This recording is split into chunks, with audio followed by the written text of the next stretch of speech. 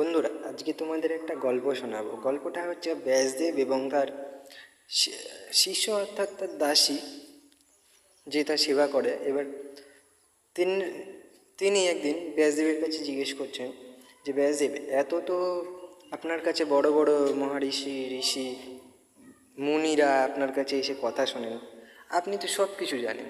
তাই এবার ব্যাসদেবের শিষ্য যখন জিজ্ঞেস করলো, ব্যাসদেব বলছে, হ্যাঁ, আমি প্রায় সব কিছু জানি।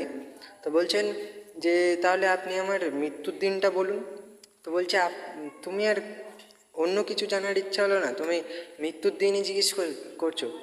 তো ব্যাসদেব বললো, ঠিক আছে, এটা তো আমি বলতে পারবো না, এটা এটা বলতে পারবে যমরাজ। এবার যমরাজের কাছে গেল নিয়ে। তো এবার যমরাজের কাছে যখন গেল, যমরাজ বলছে, এটা আমিও তো বলতে পারবো না, আমাকে আদেশ দেয় মৃত্যুর দেবতা, তাই আমি এটা মৃত্যু তার মৃত্যু ঘটাই। এবার মৃত্যুর দেবতা কি? শিব ঠাকুর। এবার শিব ঠাকুরের কাছে যখন গেল, তখন বলছে যে, আমাকেও তো আদেশ, আমাকেও বলে, আমিও তখন যমরাজকে আদেশ দিই, আমি তখন মৃত্যু ঘটিয়ে দিই। তা এখন বলছে, আচ্ছা ঠিক আছে, তাহলে এবার ব্রহ্মা আমাকে বলে, তাহলে আমি ব্রহ্মার কাছে নিয়ে যাই। তখন সবাই ব্রহ্মার কাছে গেল। এবার ব্রহ্মার কাছে যখন গেল, ব্রহ্মা বললো, আমিও তো জানি না, তাহলে নারায়ণই সব বলতে পারবে।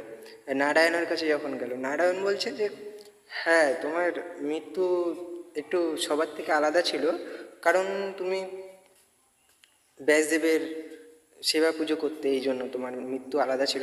তা এখন মৃত্যুটা কী ছিল? মৃত্যুটা ছিল যেদিন ব্রহ্মা বিষ্ণু শিব এরা সবাই এক জায়গা হবে, সেদিন তোমার মৃত্যু ঘটবে। তা তোমার আজকেই মৃত্যুর দিন। এই জন্য জড় জায়গাতে কিছু মূর্খদের মতন কিছু না চেয়ে একটু ভালো কিছু চাইতে হয়। যদিও ব্যাসদেবের শিষ্য জ্ঞান চাইতো, তাহলে হয়তো প্রচুর জ্ঞানী হতে পারতো।